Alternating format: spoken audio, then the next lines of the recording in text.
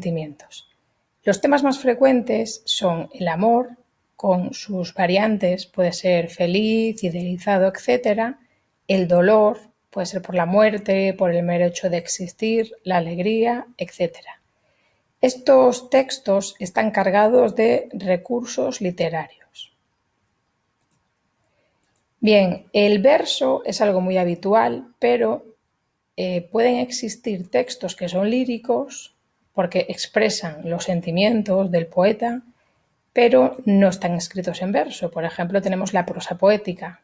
Este fragmento de Platero y yo de Juan Ramón Jiménez es un ejemplo de prosa poética, puesto que habla de sus sentimientos y utiliza muchísimos recursos expresivos, además de lograr también un ritmo muy especial, tal como utiliza las oraciones. Bien, con respecto al ritmo, ¿cómo se logra un ritmo marcado en la poesía? Pues a través de la rima, los acentos del verso y la medida.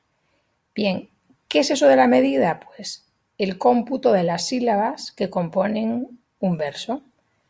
Fijaos, ¿cómo se cuentan las sílabas de un verso? Pues tenéis que fijaros en las palabras que tiene e ir contándole las sílabas que compone, con algunas particularidades. Por ejemplo, si la última palabra es aguda, tenéis que sumarle una sílaba. Sin embargo, si es esdrújula, hay que restarle una sílaba. Bien, además de eso, tenéis que tener en cuenta que podemos hacer sinalefa cuando lo necesitemos. ¿Qué es una sinalefa? Pues unir dos palabras que tienen una vocal. Por ejemplo, en la se forma la sinalefa con esta ahí, puesto que las dos vocales están cercanas. ¿Por qué necesitamos que este verso nos dé 8 sílabas como el anterior? En cambio, la diéresis es algo diferente. Fijaos, aquí tenemos un diptongo porque ruido se pronuncia así con estas dos vocales juntas, porque son vocales débiles, pero podemos pronunciarlas de manera separada. En ese caso se forma una diéresis y se contaría una sílaba más. El fenómeno contrario es la sinéresis.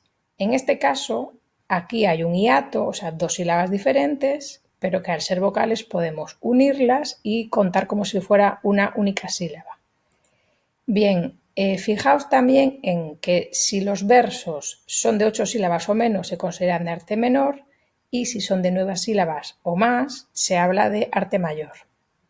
Cada verso, según el número de sílabas que tenga, tendrá un nombre. Los más frecuentes son los octosílabos de 8 y también los endecasílabos, que son los de 11. Los versos compuestos son aquellos que son muy largos, a partir de 12 sílabas, y están divididos en dos partes a las cuales se las denomina hemistiquios, y la parte central, la pausa intermedia, se denomina cesura. Bien, en cuanto a la rima, os recuerdo que tenemos la rima consonante y la rima sonante. En el caso de la rima consonante es cuando en la última palabra de un verso coincide exactamente la misma terminación con la de otro. Fijaos, versos y dispersos coinciden tanto las vocales como las consonantes. En cambio, en la rima sonante solo coincidirán las vocales. Bien, aquí tenéis un ejemplo de esquema métrico. ¿Qué es todo el esquema métrico? Bueno, pues consiste en poner cuánto mide el verso, en este caso todos miden 8 o octosílabos, y cómo riman.